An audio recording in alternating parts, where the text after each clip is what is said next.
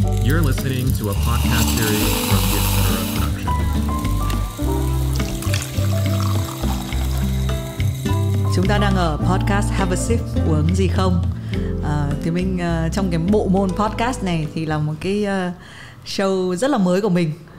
Cái hành trình đi của nó thì cũng 30 mấy tập rồi, nhưng mà nó vẫn là mới. Và thì mình luôn xúc động khi mà có một cái bạn khán giả nào đến nói là em vẫn nghe podcast của chị.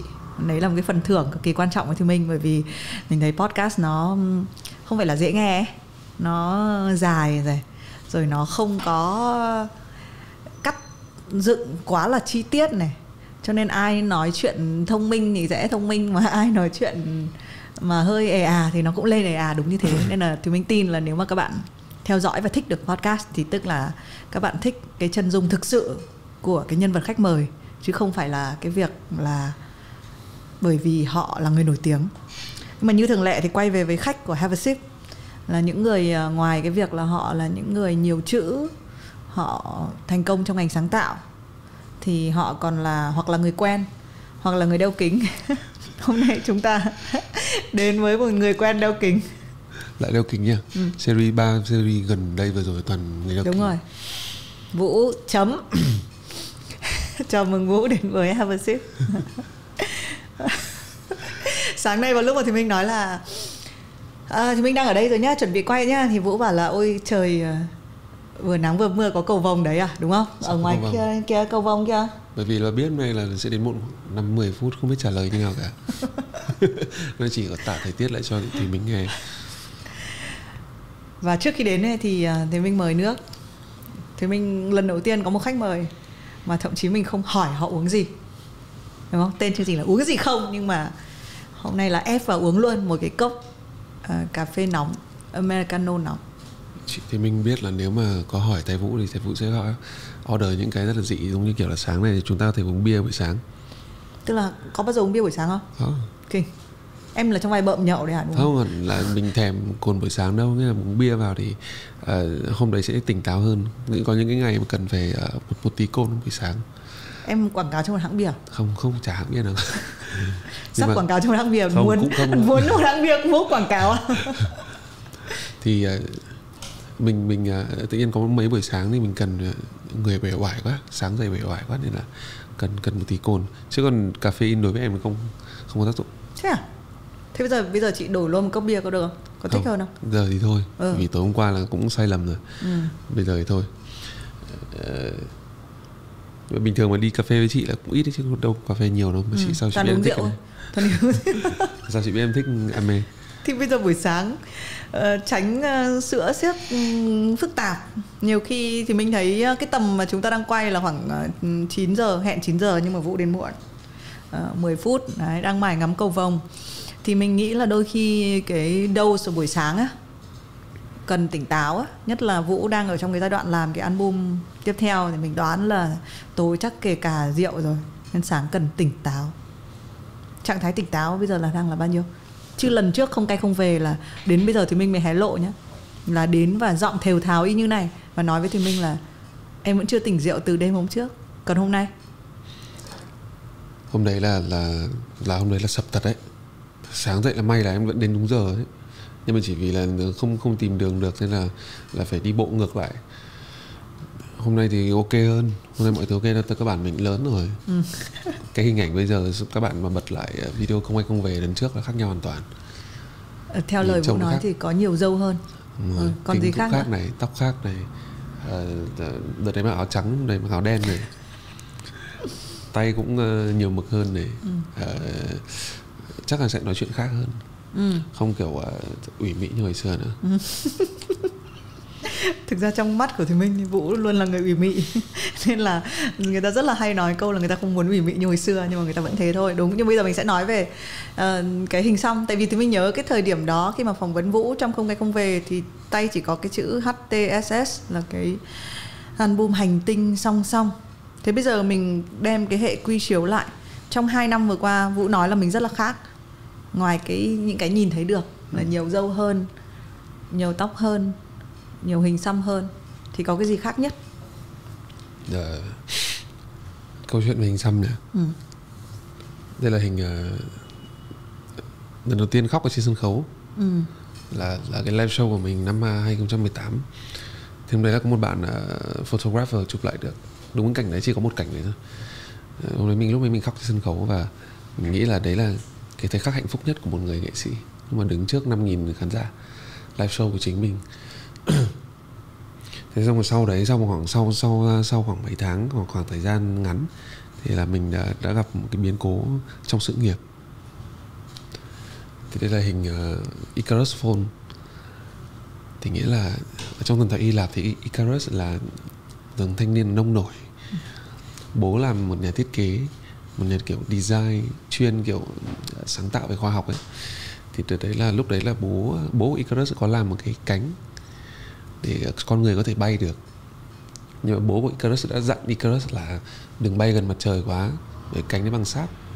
Thế xong cuối cùng vì tuổi trẻ nông nổi, thế nên là bay gần quá và ngã từ trên trời xuống, là Icarus fall và chết. Thì lúc đấy là có xong cả cái đàn đây, thì tượng trưng cho mình ngã, mình rơi cả đàn luôn. Thì để luôn luôn nhắc nhở là mình sẽ không phạm phải những cái sai lầm này nữa. Thế thôi, nghĩa là từ đỉnh đang là vinh quang nghệ sĩ, xong rồi rơi ngã tụt phát xuống. Nhưng mà Vũ có thể cái biến cố đấy là biến cố gì sao mình không biết nhỉ? Chắc là khó nói đấy. Trong sự nghiệp ấy hả? Chị Minh mà tìm trên mạng chắc biết. Nhưng mà nghĩ là mọi người cũng sẽ biết thôi. Nếu mà khán giả mà theo dõi em thì chắc chắn họ cũng sẽ biết. Nhưng mà đối với em thì những cái đấy sẽ là bài học của mình. Nó không có gì là xấu trong khi mà xảy ra, mình không hối tiếc. Nó là bài học của mình, thế thôi. Và không nói được ra, mặc dù một bộ phận đã biết rồi. Và bộ phận chưa biết thì phải lên mạng tìm. Đúng rồi. Chứ còn xem Have a Sip thì không nói. Thì sẽ nói câu chuyện khác đi. Cái chuyện khác của cái đấy các bạn tự tìm. Nói về chuyện khóc đi. Vũ nghĩ gì về chuyện khóc của đàn ông? Em vẫn hay đi nói chuyện với cả các em ấy, mấy đứa em hay là mấy đứa đệ. Người lớn thì mình không dám khuyên, nhưng mà bởi vì mình trải qua rồi thì mình hay nói là nếu mà đàn ông khóc thì nên dành nước mắt cho đúng dịp. Đừng có chia tay cũng khóc, xong rồi cái gì cũng khóc. Đừng nước mắt mình rơi ra là phải đúng người, đúng thời điểm. Cái câu chuyện là vì sao khóc ở trên sân khấu không phải là mình cảm thấy hạnh phúc của mình khóc, mà tự nhiên nước mắt nó chảy rồi. Nó không có chủ đích thì tự nhiên nước mắt nó chảy, xong rồi mình nhận ra là cảm xúc là như thế. Lúc ấy mới nhận ra, khi mà cái giọt nước mắt của mình rơi ở trên sân khấu, lúc đấy là nhiều cơ thể mình báo hiệu một cái, là vũ trụ báo cho mình một cái là đấy là hạnh phúc của mày đấy. Thế trong cái khoảnh khắc đấy thì là không còn gì tuyệt vời hơn nữa chị ạ. Có thể là lúc đấy vứt đàn đi và xong rồi về luôn cũng được, không sao cả. Thì nước mắt phải rơi đúng. Có những người mà kể cả em hay là đối với cả gia đình thì cũng không dám rơi nước mắt. Vì mình nhà cũng có chuyện hay là gì đấy, cũng không dám rơi nước mắt đâu. Chỉ muốn là mọi thứ để cho nó tự nhiên nhất thôi. Nhiều khi muốn khóc cũng khóc được ấy. Tự nhiên kiểu mình bảo là chuyện buồn thế, cố khóc đi nào, nước mắt rơi ra đi, không làm được. Nghĩa là tự nhiên cơ thể bảo mình. Nhưng mà nó có liên quan đến một cái, thì mình thấy đàn ông hay coi nước mắt là sự yếu mềm. Hôm qua nó cũng rất là tình cờ, có một cái người em rất là kiểu hầm hố và ngầu á, bạn ấy kể một câu chuyện xong bạn ấy khóc. Sau đấy thì bạn ấy về, bạn cứ xin lỗi nhà, kiểu lâu lắm em mới khóc. Tức là hay phải bào chữa là lâu lắm tôi mới khóc nha, rất lâu rồi tôi mới khóc ấy, chứ không phải là hôm qua tôi mới khóc đâu. Đấy tức là nó có liên quan đến cái việc là rơi nước mắt là một cái gì đấy mà đàn ông đã hơi phải rèn luyện mình, là tôi là như thế, khóc là yếu không? Hay là khóc là phải đúng, còn sai thì không được khóc? Không, chả có gì là yếu cả. Em thấy hình ảnh đàn ông khóc mới là đẹp. Chỉ có nhớ để ý cái đợt Brad Pitt mới không, chị chỉ nhớ ý em quay một chương trình xong em khóc rồi. Chương trình nào nhỉ? Chương trình của VTV6. Do nước mắt về gia đình mà. Lúc đấy tự nhiên kiểu brush into tears luôn. Nói là không thể kìm được nữa. Nghĩa là có những cái mà mình, cái khoảng thời gian quay cái chương trình đấy là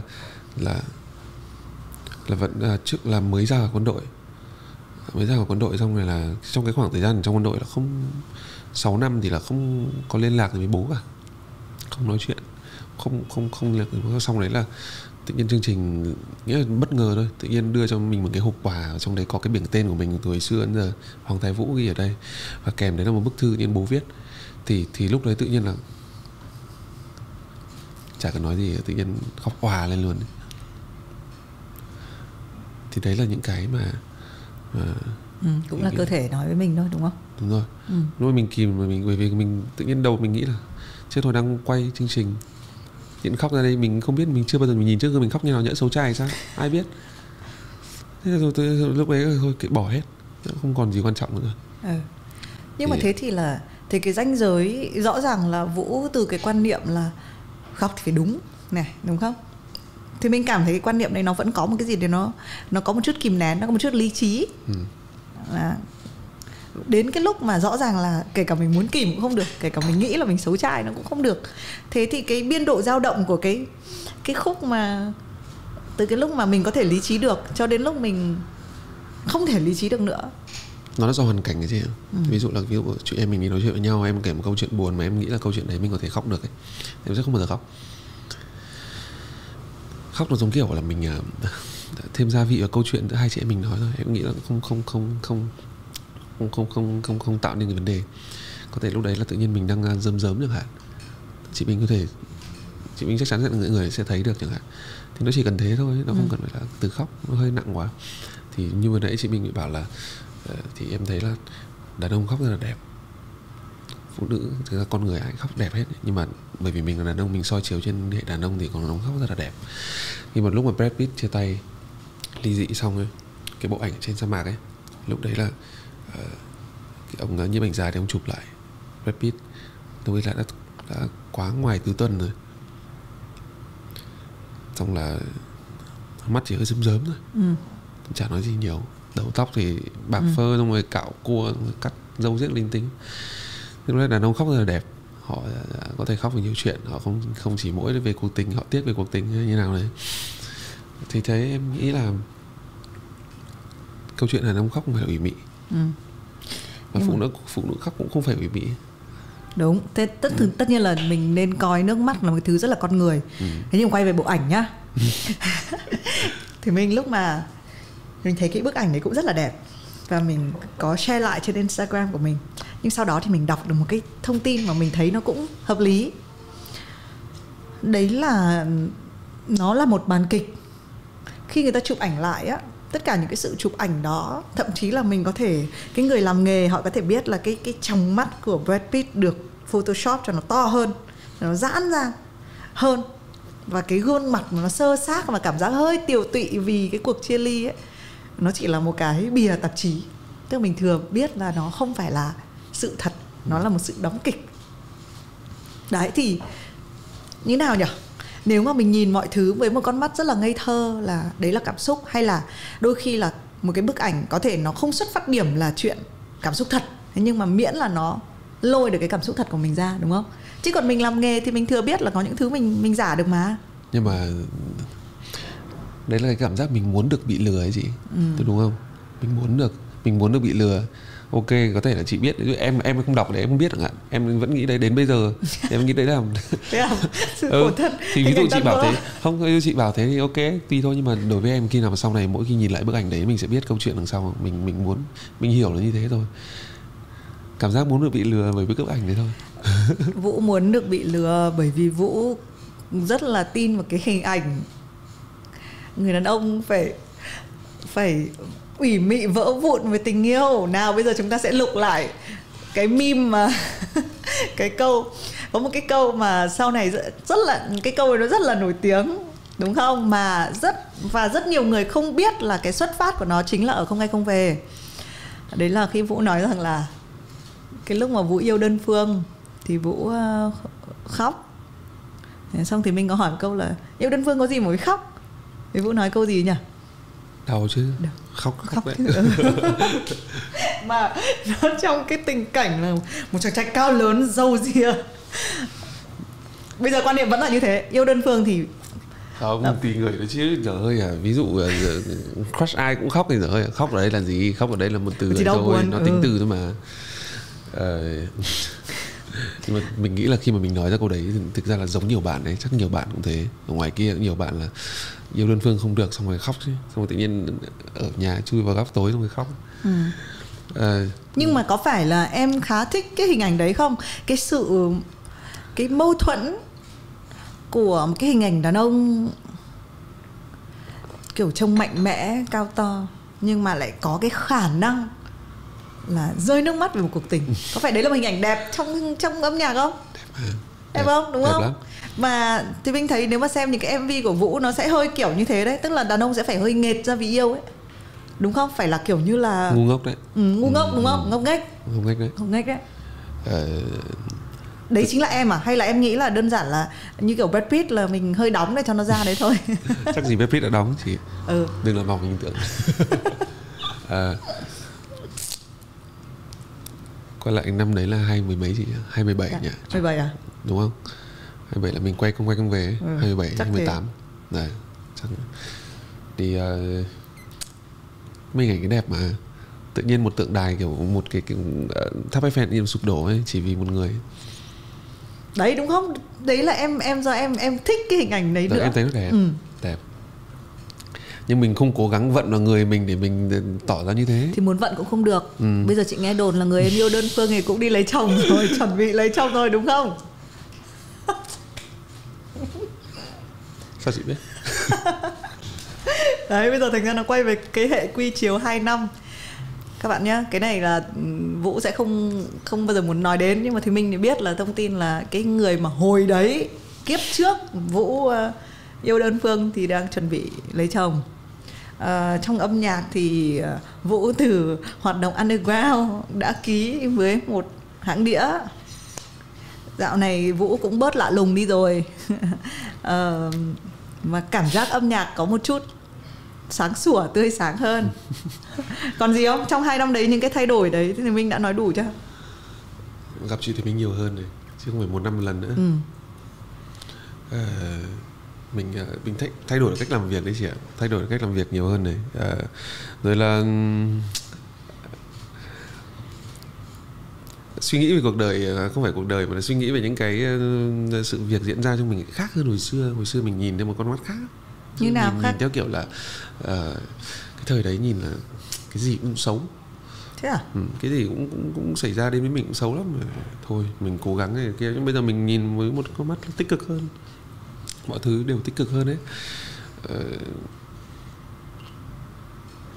Nhưng mà cái việc mà làm việc trong một hãng đĩa hồi đó rất là tình cờ là thì mình hỏi cái câu là Vũ hoạt động trong underground nhưng mà có bao giờ có sẵn sàng nhảy nhót mặc áo óng ánh để sang mainstream không? Thì lúc đó Vũ khá cởi mở, nói là có thể Vũ sẽ thử, đúng không?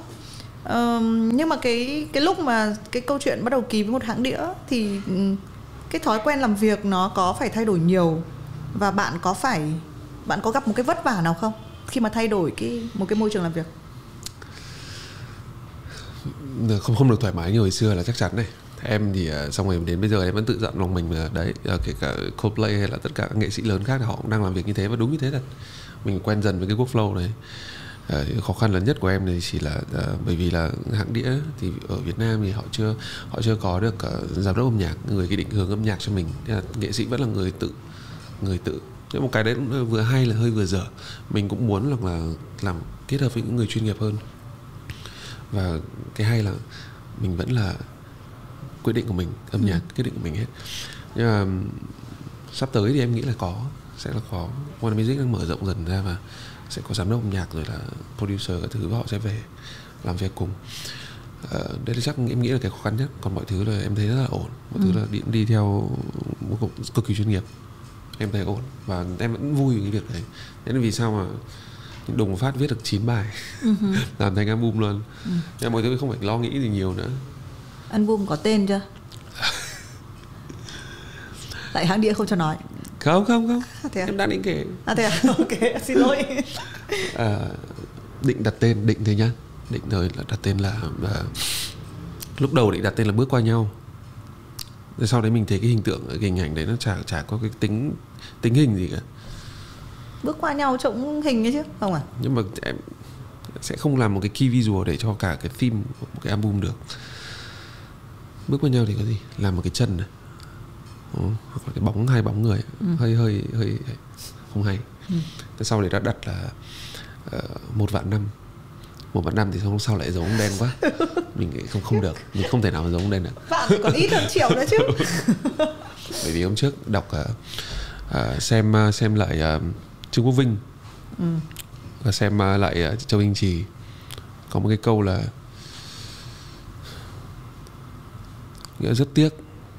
Cái Châu Tinh Trì nói là rất tiếc, nếu mà được nói yêu em, anh yêu em ấy, thì anh sẽ cho cái kỳ hạn đấy thêm 1.000.000 năm nữa, kiểu như thế. Câu đấy hay lắm, mình vẫn còn ngây thơ quá. Đọc câu đấy xong mình thấy oh no, kiểu đấy thì thế xong định đặt là 1.000.000 năm, nhưng mà giống ông đen quá em không thích. Em hỏi ông đen rồi, bây giờ em mà đặt album là bây giờ đặt album là 1.000.000 năm được không anh? Bảo là tùy em, chơi đi bé ơi. Thôi. Anh nghĩ lại, với tôi đang cân nhắc giữa hai cái tên đấy và có thể là một cái tên thứ ba nữa, bởi vì album này là nào concept đã nào. Kết thúc cái kỷ nguyên mà chúng mình đã từng nói chuyện với nhau ấy. Kỷ nguyên gì ấy? Kỷ nguyên không ai không về đây. Yêu Đơn Phương là thôi rồi đấy, là kết thúc cái giai đoạn đấy rồi đấy. Tạm biệt, vĩnh biệt tôi của hành tinh song song. Đúng rồi đấy. Nghĩa là hành tinh song song vẫn còn cái sự nuối tiếc trong đấy đấy. Rồi là xong đấy. Hy vọng rằng là ở một nơi nào đấy có một chút vô vọng ở trong đấy. Vô vọng đấy. Còn bây giờ là thái độ của anh mày là đạp đổ kiểu đấy đi. Không đâu. Không phải à? Cảm ơn. Cảm ơn và vĩnh biệt. Cảm ơn. Đúng không? Cảm ơn và vĩnh biệt cũng được cái chứ. Hoặc ok, đấy là nhìn vào cái đấy, đúng không? Vẫy chào. Có cái câu vẫy tay chào nhau ấy. Đúng rồi đấy. Hoặc là vẫy tay chào nhau chuyện. Hoặc là lớn lên đấy, kiểu đấy thì hình ảnh của cái nó là mình thôi nhá, cái show không ai không về nó chỉ dừng thế thôi, kiểu gì sẽ có phải đến lúc chia tay.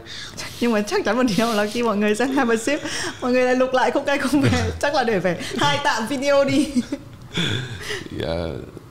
Trong đấy sẽ có một số bài kiểu như là sau chia tay ta còn gì này, nhường lại em này, cô ta này, bài tên là cô ta thu mình lại này, đấy. Và bài Key thì chắc sẽ có bài bước qua nhau. Thì em sẽ cố gắng làm dễ giống một cái bộ phim nhất có thể.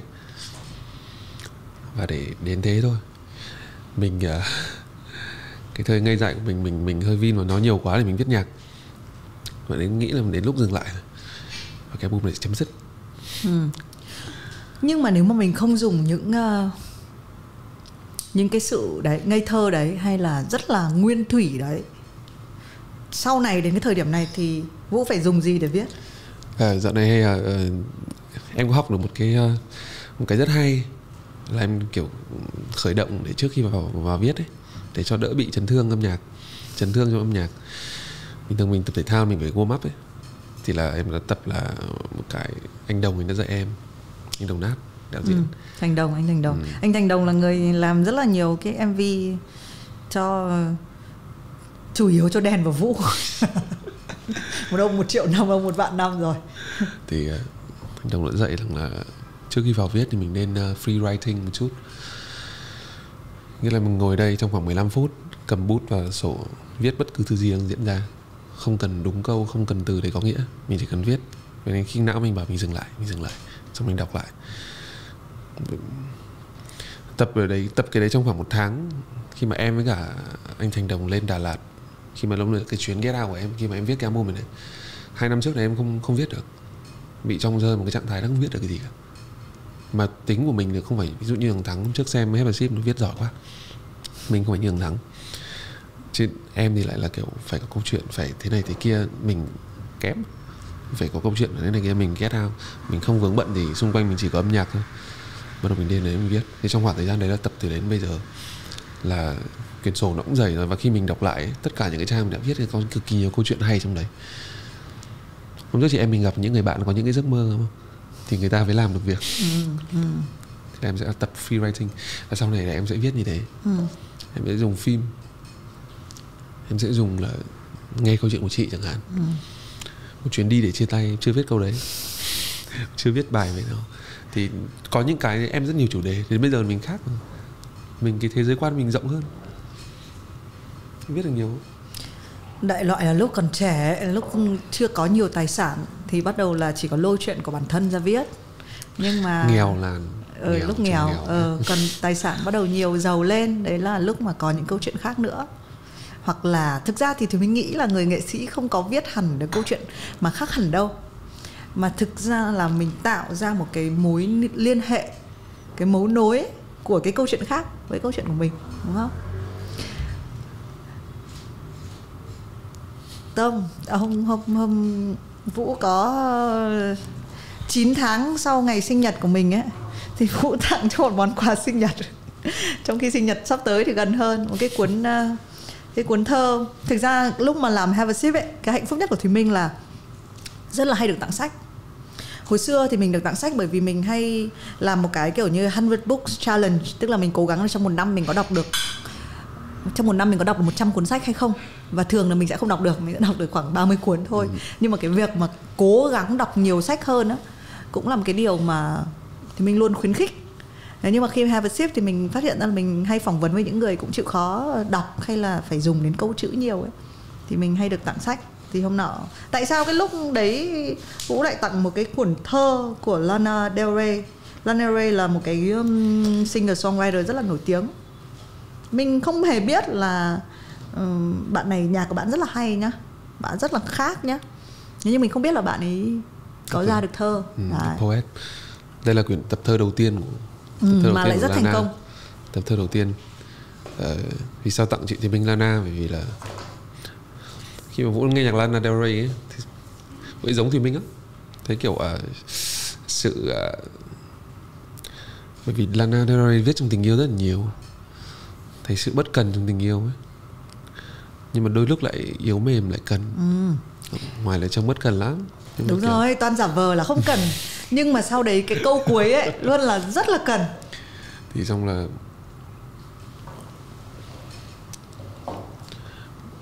quyển này lại đẹp nữa này. Đẹp.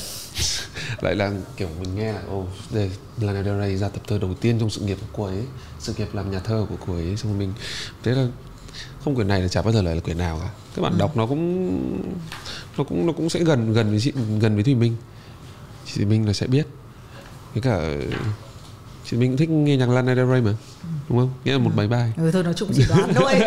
Nhưng mà hay. Nói chung nó giống cái việc khóc ấy, là mình sau đấy thì mình mới cắt nghĩa là tại sao tôi khóc, chứ còn lúc khóc là mình khóc mà, đúng không? Hay là lúc thì mình rất thích cái việc là nhiều khi não mình nó quyết định một cái gì đấy trước, sau đấy nó chỉ bịa ra những cái lý do là tại sao tôi chọn cái con đường đấy thôi, đúng không? Nhưng mà bây giờ mình sẽ chơi một cái tự dưng á, cái này mình cũng mới học thôi. Đấy là khi mà có mọi người có cái trò bói thơ ấy. Có biết trò đấy không? Không biết trò đấy. Bói thơ thì nó hơi giống kiểu bói kiều ấy. Là mình đặt ra một cái câu hỏi mà mình đang rất là muốn cái câu trả lời, xong mình lật một cái trang bất kỳ là xem là câu hỏi đấy là gì, xem câu trả lời là gì. Nào bây giờ Vũ đặt ra một câu hỏi mà Vũ đang tìm câu trả lời đi. Có không? Mình có bảo không có thì các bạn nghe podcast lại thấy mình nhạt nhẽo rồi. Mình nghĩ một câu hỏi nha. Không, chị nghĩ là em sẽ phiền đấy. Chị có thể là người hỏi và em là người trả lời câu hỏi của chị á. Thôi lần lượt nhá. Chị làm đi. Chị hỏi trước nhá. Hỏi câu nào vừa nhé, đừng hỏi câu nào thông minh quá em sợ. Không, chị vẫn muốn hỏi thôi, là cái sức ép của việc là rõ ràng là Vũ có một cái bản hit lạ lùng. Sau này thì Vũ trở nên bớt lạ lùng với mọi người hơn. Cái sức ép về cái sự thành công của cái việc chưa là ai và tỏa sáng ở cái thời điểm này nó có nhiều không? Tự mà đoạn sau ấy, đoạn sau ngắn ấy, chứ còn đoạn sau dài lắm. Rồi bốc đi.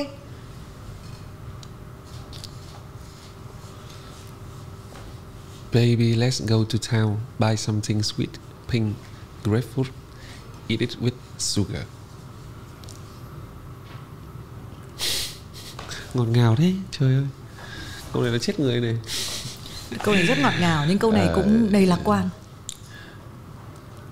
Sức ép. Em mất phải chẳng phải lạ lùng đâu. Những bài như kiểu Đông Kiếm Em, Phương Ban Đầu hay là những cái bài đấy mình viết trong khoảng thời gian mình đang trong quân ngũ. Mình viết sự ngây thơ đó. Giống như này, giống mấy quả grapefruit này. Trên cái sạp này. Xong là mất phải 2 năm, từ khoảng thời gian 2018 đến 2019 đến tầm 2020 bắt đầu mình mới quyết định là bỏ hết lại tất cả lại, xong bắt đầu đi. Mình tìm ra được là lúc ấy lên cái lớp của chị Lê Cát Trọng Lý, chị Lý có nói một mình câu mà bây giờ mình nhớ mãi: em chọn đi, Vũ em phải chọn, một là em làm idol, hai là em làm artist, còn đừng cố gắng để cân bằng. Xong mình nghĩ là mình chọn được, và sau đấy là mình đã viết Bước Vào Mùa Cô Đơn, mà mình trở lại với cả thầy Đồng, xong rồi hai anh em lại quay MV với nhau, xong rồi ra nhạc. Lúc này mình nghĩ là mọi áp lực đều có cách để giải quyết, chứ còn đừng có, bởi vì nhiều người hỏi em cũng hỏi em câu này, nhưng cái đúng hỏi đúng cái đoạn thời gian mà mình chưa có cái giải pháp gì cả, chả hiểu trả lời kiểu gì. Xong rồi áp lực chứ. Những cái bài đấy em thấy cũng chả biết được cái gì, mà khi mà mình đang trong một cuộc sống cũng khác rồi, nó không như hồi xưa nữa. Thành ra là em nghĩ là câu này là nếu mà mình treat những cái bản hit của mình với sự ngọt ngào nhất không thì nó đối xử lại với mình như thế. Với lại cứ hơi ngây thơ vô tư đi tí, đúng không? Ra thành phố mua ít trái cây, xong thì nếu mà nó không ngọt thì mình ăn với đường. Nào bây giờ đến lượt em. Em vừa rồi là chị chỉ hỏi câu hỏi mà chị hỏi nhiều lần rồi, nhưng mà chị vẫn luôn nghĩ là nó quan trọng, không phải là cho Thùy Minh mà là cho cái người nghệ sĩ đấy. Bây giờ là em hỏi một câu mà em muốn trả lời, em muốn biết câu trả lời.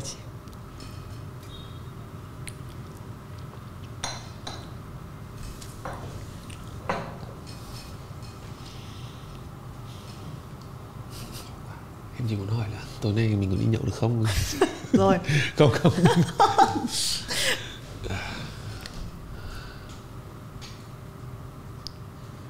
Bao giờ lấy vợ? Không. Em chỉ canh cánh một cái này là không biết là sự nghiệp của mình có được như mình mong muốn ở trong đầu không. Mình có muốn được mình có trở thành được một cái khi mà mọi người nghe, hay là 10 năm nữa, 20 năm nữa khi mọi người về già, mọi người còn nghe lại không? Có để lại cho mình phía sau còn cái gì không khi mà mọi thứ đã kết thúc? Tính đường dài. Lùi lại nói thế không ai nghe hết. Không ai nghe hết. Oh shit. Nào, thế câu hỏi đấy sẽ là mọi người già, tôi già rồi mọi người còn nghe nhạc tôi không? Đúng không? Đúng già rồi đấy, đúng rồi.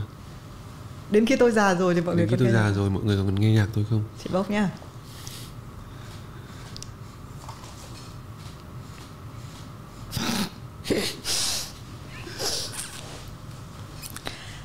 Open the front door, hello, I say to no one.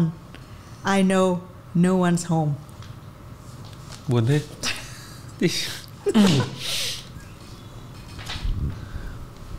Thôi em nghĩ nếu mà định mệnh cho em như thế rồi thì em chấp nhận, không sao cả. Vẫn vui mà, với cơ bản mình cũng để lại cho mọi người. Bởi vì những cái bài hit đấy thì mình thấy là càng về sau cái lứa tuổi nghe càng nhỏ đi, thì mình thấy là mọi người dần dần là rất nhiều thế hệ mới tiếp cận nhạc của mình. Và rồi xong là có một khoảng tuần trước có lên em có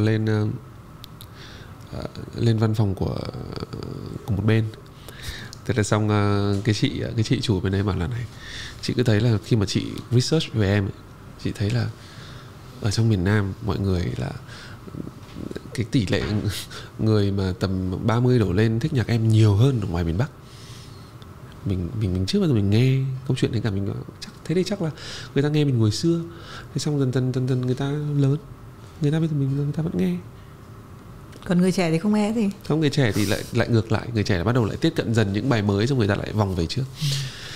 Thì em thấy là thế nên là lúc đấy đặt cho mình một câu hỏi rằng là khi mà về già rồi ấy, mình già lắm rồi, mình cũng dẫn ra nhạc thôi, nhưng mà không biết là có những ai vẫn còn ấy với mình. Nhưng mà thực ra đọc cái câu này kỹ nhá, tại vì Vũ, cái câu trả lời Vũ mong muốn nên là Vũ đã bị nghe thấy cái chữ mà khi mình hơi thấy mất an toàn một cái gì đấy thì mình rất hay nghe cái đấy, đúng không? Khi mình sợ cái gì đấy. Nên là Vũ chỉ nghe được chữ no one. Vũ đã đoán là sẽ không ai nghe nhạc của mình. Nhưng mà thì mình đọc cái câu này thì mình nhìn, mình luận ra nó rất là khác. Open the front door, tức là mở cái cánh cửa trước nhà ra. Hello, mà I say to no one, I know no one's home. Thì mình thấy nó giống cái hình ảnh độc đạo của nghệ sĩ á. Nhiều khi mình vẫn cứ say hello, mặc dù mình biết là không có ai ở nhà, không có ai đứng ở đấy, nhưng mình vẫn cứ phải gửi một cái lời chào. Và nghệ sĩ hay phải tưởng tượng đến cảnh là tôi viết một cái bài hát này, ai sẽ là người nghe nó, mặc dù lúc mà người ta viết cái bài đấy á, thì chỉ có họ thôi mà. Em nghĩ cái hình ảnh này nó giống hình ảnh mà trong phim Mr. Bean, lúc mà cái tập mà Mr. Bean Christmas, hình ảnh mà Mr. Bean tự viết thiệp cho mình ấy, xong ra cửa bỏ thiệp vào, xong mở cửa vào, xong rồi giả vờ bất ngờ. Thì em nghĩ hình ảnh nó giống thế hơn. Thế là người nghệ sĩ nó cũng có hay những cái khoảnh khắc cô đơn như thế. Họ muốn được viết nhạc theo cái cách của họ muốn được.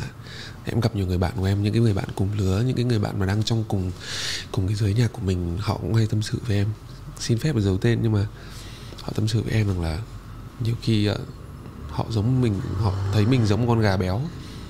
Gà béo? Béo đấy, nhưng mà đi rất chậm. Họ chấp nhận họ gầy, nhưng mà họ đi giật lùi cũng được, họ gầy được, nhưng mà chỉ được là họ làm cái nhạc họ muốn. Nên là mình hiểu câu chuyện đấy, nhưng mà ok. Chắc chị vẫn chưa hiểu câu chuyện đấy nhỉ? Hả? Gà béo với gà gầy là như thế nào? Họ thấy mình như một con gà béo. Béo mà, nhưng mà họ lại muốn gầy. Họ béo nhưng mà họ lại đi rất chậm. Họ thấy con đường đi rất là chậm. Có thể là con đường họ đi là con đường họ đi đến goal life của đời họ, chứ không cần là làm cái danh vọng gì cả. Nhưng mà đến cái thời điểm bây giờ, khi mà em nói chuyện với cả người ta thì họ bảo là chết rồi, béo quá, muốn được gầy lại. Gầy thôi cũng được, nhưng mà đi giật lùi cũng được. Đến cái đích đấy chậm hơn đấy, nhưng mà không sao cả, miễn là mình được làm nhạc mình thích. Thế xong rồi nói chuyện với nó xong rồi em bảo là thì em mất 2 năm để em làm những cái nhạc mà em thích mà. Nhưng em hiểu được rằng là mình, thế mạnh của mình ở đâu, mình giỏi nhất ở cái dòng nhạc nào, hay là kiểu như thế nào. Khi mà ra bước vào một cô đơn xong rồi thấy mọi người rất là đón nhận, mình thấy vui. Vì mình là xong đến cuối cùng là nhiều khi mọi người nói mình là 40 tuổi đâu biết là mình thích gì đâu. Khi mà mình từng này tuổi, 20 mấy tuổi đầu mà đã biết là mình giỏi ở cái dòng nhạc nào thì mình thấy mình vui thôi chứ. Thế khi mà như thế thì người nghệ sĩ cô đơn là khi mà họ muốn làm nhạc họ muốn, nhưng mà nhiều khi là cũng không được mọi người đón nhận quá, thành ra là nhiều khi cũng cô đơn thôi. Nhưng mà cái game đấy là cái game mà ai cũng chơi mà. Ai cũng chơi. Lúc làm việc thì phải làm việc một mình và phải đoán được, tại vì nhiều khi thì mình thấy nó cũng vượt ra khỏi tầm tay mình là liệu cái này có đón nhận hay không á. Từ trước nay mình hay hỏi cho kể cả những người là hit makers, họ có thể tạo hit được rất là nhiều hit trong một cái khoảng thời gian này, nhưng mà không điều gì chắc là 2 năm tiếp theo họ lại vẫn là hit makers. Cho nên nó hay ở chỗ đó. Một cái nó cảm thấy hưng phấn là bởi vì mình không đoán được trước là cái tác phẩm mình ra nó có thể rất hay với mình và nó có thể rất đúng với mình ở thời điểm này. Nhưng mà khi nó đã vượt ra khỏi vòng tay của mình, cái lúc mà ấn cái publish nhạc, hay là hãng đĩa ra đĩa, hay được upload lên Spotify với lại Apple Music, thì nó là một cái hành trình làm sao ai kiểm soát được nữa.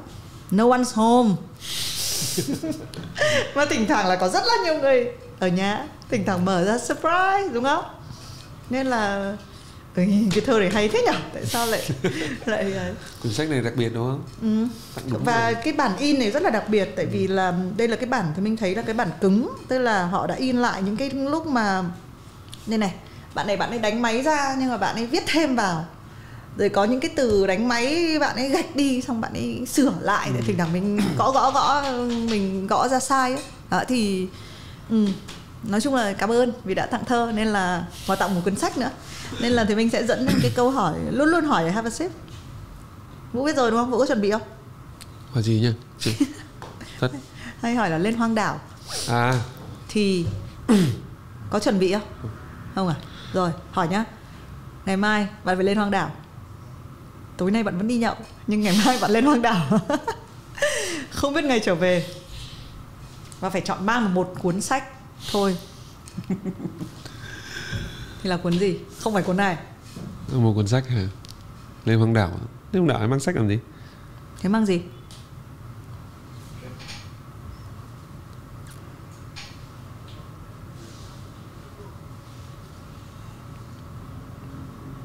Nào lại bốc thơ nhé.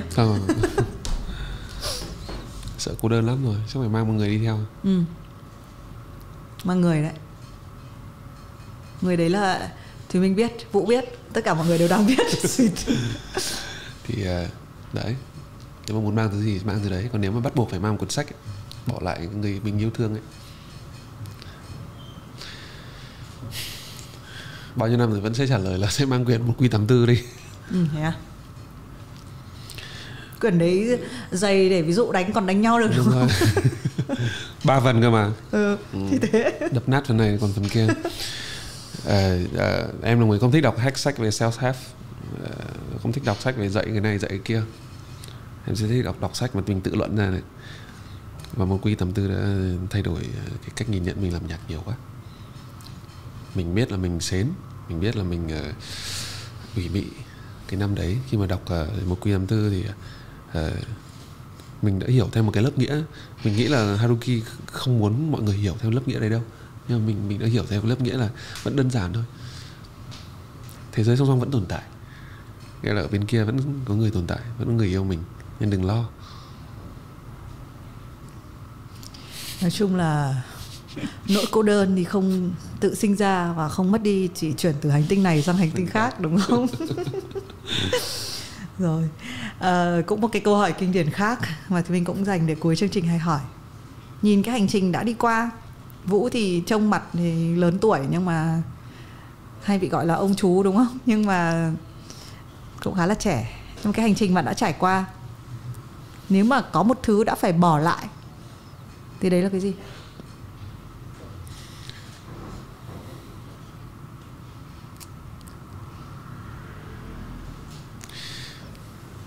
Chắc là gia đình ấy. Vì mình khi mà cái ngày Vũ khóc ở trên VTV6 thì mình nhận ra mình bỏ lại gia đình quá lâu. Đến bây giờ cảm giác như bố con chỉ liên hệ nhau qua tin nhắn các thứ, chứ không nói chuyện như xưa, không còn chơi được thể thao với nhau được những cái năm tháng mà mình chưa vào môi trường đấy. Thì đã phải bỏ lại gia đình.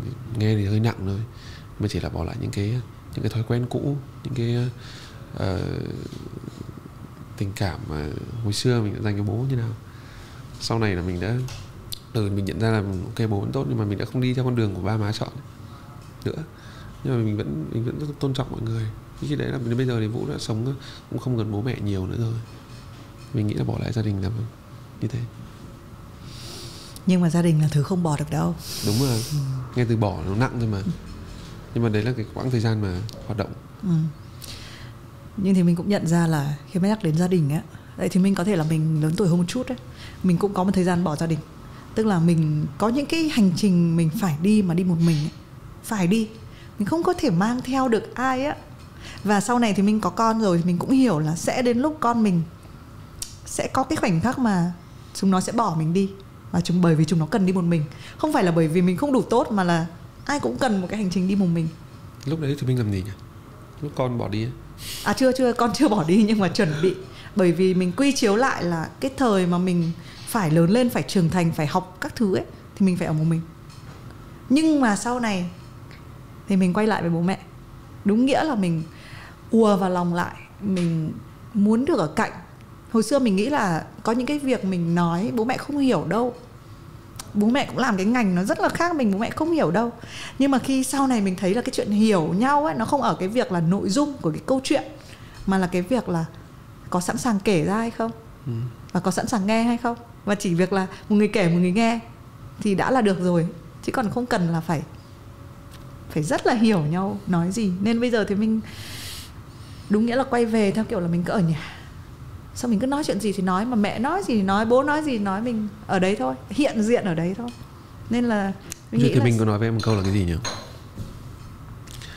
Hạnh phúc nhất là khi ở một người mà hai người không phải nói câu gì ấy. Nhỉ? Em nghĩ là vẫn thấy đúng. Về ở bố mẹ chả phải nói câu gì. Đúng rồi, ở cạnh thôi. Với cả Vũ lại, em lại thích nhất là dạo này lại có một cái sở thích là thích được giúp bố mẹ thích được dạy cho bố mẹ cách dùng đồ công nghệ. Thích lắm, cảm giác không biết nói nào nhưng mà nhưng mà trên Vietcetera nhá, có một cái chuyên mục và chính là thì mình rất là thích nữa, đấy là tôi dạy bố mẹ. Tại vì cái hành trình mà bố mẹ dạy mình ấy, nó rất là đương nhiên, và bố mẹ một phần coi đấy là trách nhiệm của mình. Nhưng mà cũng có những lúc mình sẽ phải dạy lại chứ. Hồi xưa khi mà đấy chỉ bố mẹ như gửi mail hoặc là làm gì ấy, mình hay gắt gỏng lắm. Tại sao nhỉ, đơn giản thế không làm được, trời ơi không được. Nên đến bây giờ mình thích cái sự ân cần lại với cả ba má, rằng là dạy cho bố mẹ dùng, thích. Thế quay xong cái chuyện bỏ xong nhá, trong cả cái hành trình đã đi ấy, thì Vũ được nhất cái gì ở cái thời điểm này? Được gặp những người, trả lời nhanh, được gặp những người như chị thì mình gặp những người mà mình mở mang được đầu óc ấy. Lâu lắm mới thấy là cái từ đi một cái đàng học một sàn khôn là bắt đầu nó có ích trong cuộc đời của mình. Hồi xưa cái chôn chân ở trong kia có biết gì đâu, bắt đầu ra ngoài để gặp, mình gỡ nhiều người hơn, mình hiểu nhiều câu chuyện hơn ấy. Mình giống những kiểu sách ba lô đi và đi, nhưng mà chỉ trong đất nước mình thôi. Em hiểu nhiều câu chuyện hơn, em được nhiều câu chuyện quý giá, được gặp gỡ mọi người này, kiểu vì sao em không phải là em bợm nhậu đâu, nghĩa là em thích cái phải ai thì mới ngồi chung được một cái bàn nhậu như thế. Cà phê thì ok, cà phê thì kiểu kể cả người xã giao không quen ngồi mọi thứ vẫn được, nhưng mà trên bàn nhậu lại khác. Mình chỉ có hơi tipsy một tí thôi, nhưng mà mình nói chuyện và mình vẫn ngồi lại với nhau hàng giờ liên tiếp ấy, mà không đòi về. Thì đấy là những người trong cuộc đời của mình đấy. Vũ thì có đặc điểm là khi nhậu nhá, mình hé lộ là rất là hiền, ở ngoài đã hiền rồi. Nhiều khi trông kiểu lông lá kiểu to lớn nhưng mà hiền, nói chuyện đến lúc nhậu cũng hiền. Tại vì lúc mà uống rượu ấy, buổi sáng mình uống cà phê thì mình nói những câu chuyện thông thái, nhưng mà buổi tối khi mình nhậu và uống rượu thì mình sẽ rất là thật với con người mình. Tây nó hay có cái từ drunk text ấy, là lúc mình say lên thì mình nhắn cho người này người kia, nhưng thực ra những cái đấy nó rất là thật, những cái thứ mà ban ngày mình không nói được, đến tối mình. Nhưng mà tối uống rượu vào thì thấy Vũ càng hiền, siêu hiền, lắng nghe bạn bè trò chuyện. Ai ngờ lúc đấy nó đang ghim vào để về sau viết bài hát ở đâu. Câu hỏi cuối cùng nhá, có hình dung bản thân trong 5 năm nữa không? 3 lần cuối cùng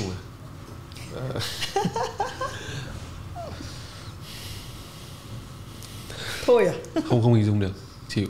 Mình không phải là một người có vision tốt, nên mới cần một cặp mắt kính sáng rõ. Nice. Hiểu đấy nhá. 5 năm tới chỉ có mong là được vẫn ngồi với những người bạn đấy thôi.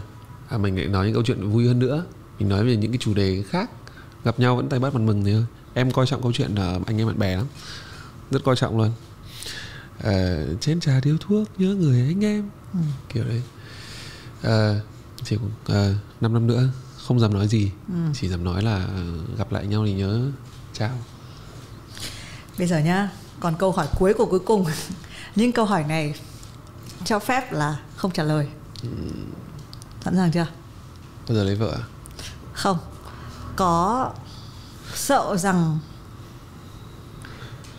nếu công khai những chuyện tình cảm, công khai rằng mình hạnh phúc, thì sẽ mất khán giả không? Đâu. Trả lời luôn, cực nhanh. Cái thời điểm Thái Vũ cầu hôn thì xong là nhiều bạn hỏi câu đấy, nhưng mà không. Đến bây giờ khán giả của anh vẫn không ở lại bởi vì anh là người độc thân. Ở lại vì anh kể câu chuyện cho họ nghe và họ thấy là mình. Vì sau bao nhiêu thời gian em làm private show gần khán giả lắm, em tạo một cái sân khấu từ gần gũi nhất có thể trên HRC, hay làm trên HRC. Sài Gòn chưa bao giờ làm vì chưa có thời gian, chưa có kịp làm được. Thì hay làm HRC thì hay ngồi nến đĩa các thứ, mọi người thấy gần gũi lắm. Em hay hỏi mọi người, hỏi câu chị vừa hỏi, thật là không, mọi người trả lời rất thật. Mọi người trả lời là không phải kiểu là vì là fan của mình, họ ở lại chỉ bởi vì là câu chuyện em kể vậy thôi. Họ chỉ thấy là soi chiếu là đúng, ngày mai kia nếu có phút giây vô tình với nhau sẽ nói câu gì, họ thấy đúng, họ hiểu rằng là họ không ở lại vì mình, họ ở lại vì âm nhạc của mình, họ ở lại vì những câu chuyện ủy mị của mình, họ ở lại kể cả những câu chuyện mà khi mà mình say mình kể lại, họ ở lại với tất cả những thứ đấy. Nên là câu chuyện mà khi mà em hạnh phúc thì họ phải vui cho em chứ. Thế sao họ lại bỏ em đi được. Và vẫn luôn cảm ơn tất cả, cảm ơn khán giả đã luôn xem câu chuyện của mình như là một liều thuốc chữa. Hay thế nhỉ, trả lời xuất sắc thế nhỉ. 10 điểm hoa hậu về chỗ. Rồi, cảm ơn Vũ. Vũ là một cái người thì mình rất là thấy trân quý, luôn cảm thấy là nếu mà có thể ngồi trò chuyện thì có thể trò chuyện được rất là lâu. Chúc cho Vũ 5 năm sau vẫn xến như này nhá. Cảm ơn tất cả các khán giả của Have a Sip. Đôi khi câu chuyện không đầu không cuối, nhưng mà cái quan trọng hơn như Vũ nói ấy, âm nhạc không phải bởi vì là một người nghệ sĩ độc thân, mà nó là một cuộc chuyện trò. Nó là một cái gì đó mà chúng tôi quyết định là trong cái buổi sáng này mình kể cái câu chuyện đấy, không đầu không cuối, không chuẩn bị trước. Rồi, cảm ơn. Em phải nói có gì không? Không. Cảm ơn. Sờn nát tim hết. Vậy em dậy đấy. Sờn gì vậy? Khi mà mình trên sân khấu mình không biết làm gì cả nhá, tay trống quá nhá, cứ rời trái tim lên anh ạ. Tất cả mọi người sẽ hú thôi. Nếu bạn đang là fan xịn của Vietcetera, đừng quên tải app Vietcetera trên Apple Store. Hiện tại chúng tôi mới cập nhật bản iOS, nhưng các fan của Android, các bạn có thể xem ké bạn của mình và chờ thêm một ít thời gian nữa.